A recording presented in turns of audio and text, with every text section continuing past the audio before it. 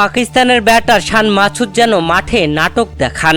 হাইরে, easy out হয়েও মানেন না আউট। দর্শক, শান মাসুদের এমন নাটককে শেষ করে দিলেন মেহেদী হাসান মিরাজ। ভালো খেলছিল পাকিস্তান, তাসকিনের পর ঝলক দেখালেন মিরাজ। দুর্দান্ত কামব্যাক বাংলাদেশের। দর্শক, পাকিস্তানের বিপক্ষে দ্বিতীয় টেস্ট ম্যাচে রাওয়ালপিন্ডি স্টেডিয়ামে প্রথম দিনে মাঠে নামা হয়নি বাংলাদেশের, যেখানে তুমুল বৃষ্টিতে প্রথম দিনের খেলা পরিত্যক্ত হয়। এরপরে দ্বিতীয় দিন মাঠে নেমে টসে জিতে বাংলাদেশ নেয় ফিল্ডিং এর সিদ্ধান্ত।